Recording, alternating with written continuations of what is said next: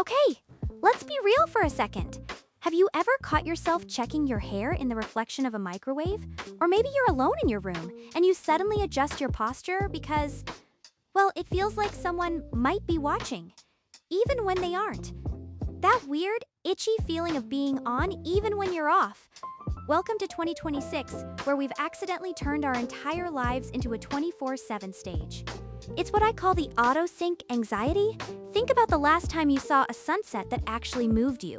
What was your first instinct? Was it to feel the wind on your face?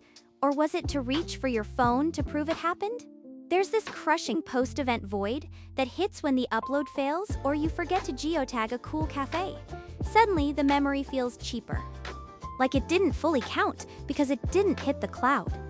We're losing the ability to experience things in the first person. We've become our own paparazzi, constantly exporting our private moments into public data before we've even had a chance to live them. We are bleaching our own souls by dragging everything into the light. But here's the thing, to save your personality, you need to find your dark corners again. And to do that, we have to go back to 1958. In the mid-20th century, a French philosopher named Gaston Bachelard wrote this incredible book called The Poetics of Space. He wasn't just talking about architecture, he was talking about the house of the mind. Bachelard argued that our souls actually need nooks, crannies, and secret corners to survive. He loved the idea of the cellar and the attic, places where things are hidden, dusty, and unmonitored. Why? Because the soul finds its stability in places where no one is looking. Think of it like this. Your personality is a battery that only charges in the dark. In 2026, we've replaced our cellars with smart storage and our attics with auto-organized cloud folders. Everything is indexed, everything is searchable. But Bachelard warned that without a dark background for our imagination to root in, we become flat. He used the word secretus, which literally means to sift apart. In ancient Rome, a secret wasn't a dirty little lie. It was a sacred distinction. It was the part of your life you sifted away from the common street to keep its power concentrated. When you share everything, you're not being authentic, you're just diluting your power. You're letting the Wi-Fi leak your internal energy until there's nothing left but a public average. We need to reclaim the battery of the secret.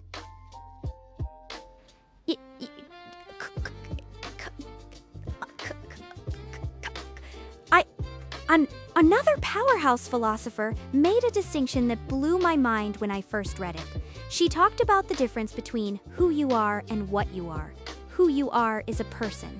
It's that mysterious, shifting, private depth that can't be put into words. What you are is, well, it's content. It's your job title, your follower count, your aesthetic. And warned that if you live an entirely public life, you stop being a who and you become a what. You become an object for others to consume. Fast forward to today, and Byung-Chul Han calls this the Transparency Society. He argues that total visibility doesn't actually create trust or intimacy. Instead, it creates a pornography of information. Everything is exposed, so nothing is special. Think about your digital twin, that version of you on Instagram or LinkedIn. It's a low-resolution, high-speed version of your soul. And the more you try to make that digital twin relatable or authentic for the algorithm, the more you start to actually become that flat image. You're losing your edges. You're becoming a low-res personality because you've forgotten how to have a thought that isn't formatted for a caption. Total transparency is bleaching the color out of your life, leaving you feeling lonely not because you aren't sharing enough, but because you've left nothing for yourself. Okay, so how do we fix this? How do we stop the bleaching? It starts with what I call the unshared joy protocol. This week, I want you to do something genuinely amazing. See a movie, cook a 5-star meal, have a profound realization, and tell no one. Don't post it, don't text a photo. Don't even mention it in a recap. Keep that energy entirely for your own inner house. It sounds simple, but in 2026, it's a radical act of rebellion. It reboots your soul. Also, you need an analog nook.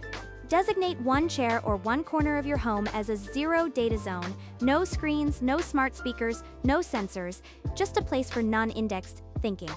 Why? Because science is finally catching up to philosophy. A 2025 study from UTS found that the panopticon effect, the mere awareness of being observed, literally triggers brain self-censorship. It shuts down the lateral thinking required for genius. Your brain is literally less creative when it knows a camera or a sensor is nearby. Tactical invisibility isn't about being shady or hiding from the world. It's about protecting the dark background that makes your light actually mean something. You cannot have depth without shadows. It's time to move some of your files to a drive without Wi-Fi. At the end of the day, your life is a ritual, not a file to be exported. Intimacy requires a shadow. Depth requires a dark background. If you're always visible, you're always performing.